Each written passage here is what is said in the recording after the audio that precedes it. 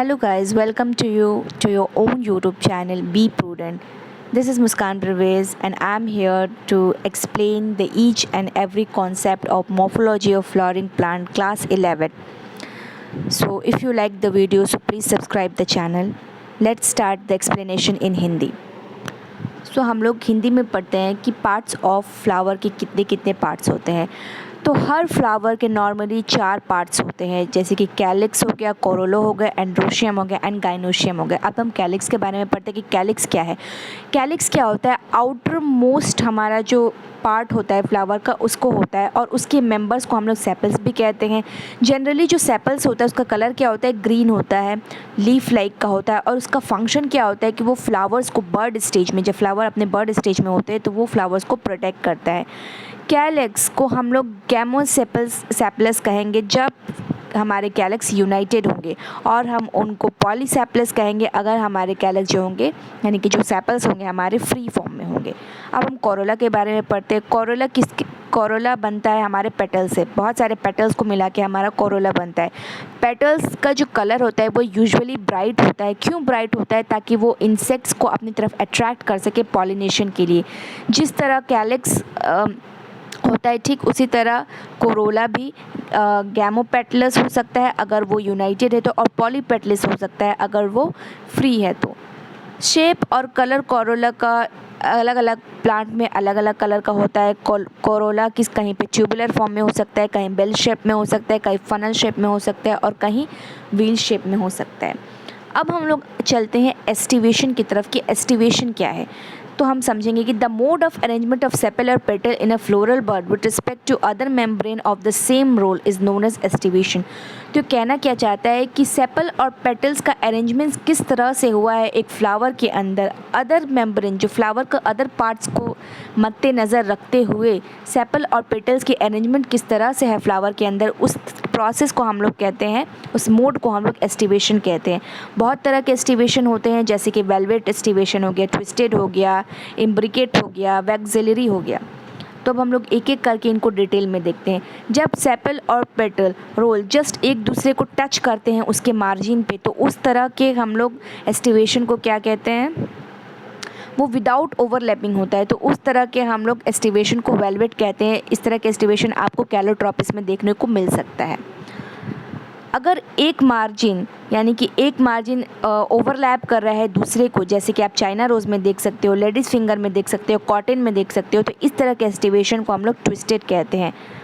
अगर margin sepal और petal का एक दूसरे से ओवरलैप कर रहा है लेकिन किसी पर्टिकुलर डायरेक्शन में ओवरलैप नहीं कर रहा है, जिस तरह के आप गुलमोहर में देख सकते हैं, तो उस तरह के एस्टिवेशन को हम लोग इम्ब्रिकेट कहते हैं।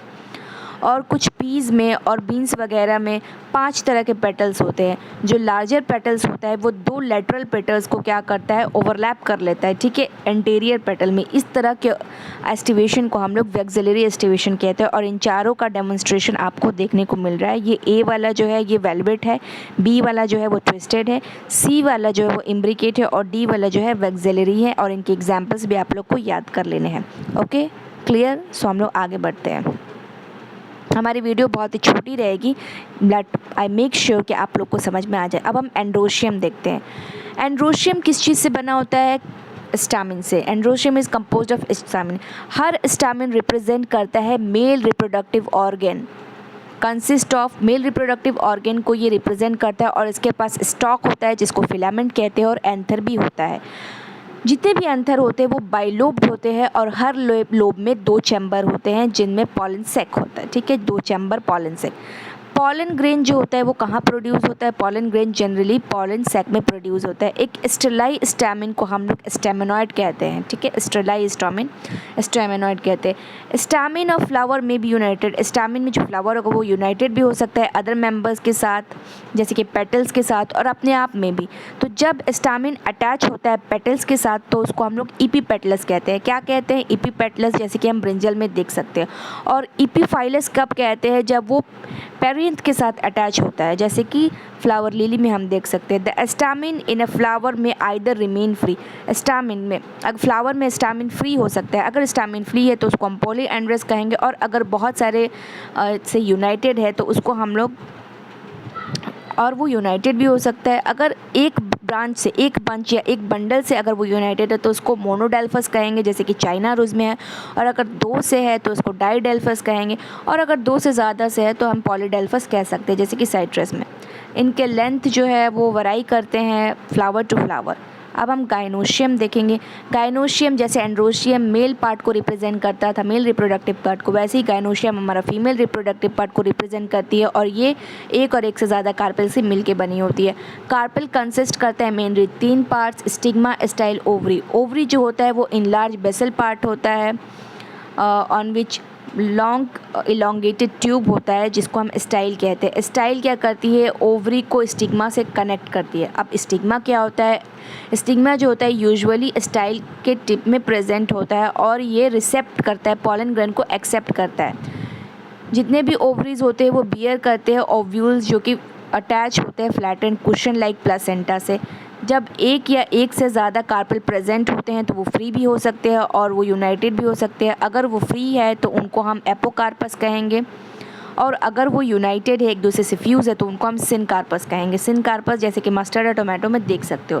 फर्टिलाइजेशन के बाद जो ओव्यूल होता है वो शीड में डेवलप हो जाता है और जो ओवरी होती है वो मैच्योर फ्रूट में डेवलप हो जाती है। तो आज के इस वीडियो में बस इतना ही। नेक्स्ट पार्ट में हम लोग प्लासेंटा, फ्रूट्स, इसके बारे में डिस्कस करेंगे। तब if you like the channel please हमारे चैनल को सब्सक्राइब कर दीजिए। अगर आपको वीडियो पसंद आया तो चैनल को सब्सक्राइब कर दीजिए और फर्दर वीडियोज़ के लिए स्टे ट्यून। Good bye.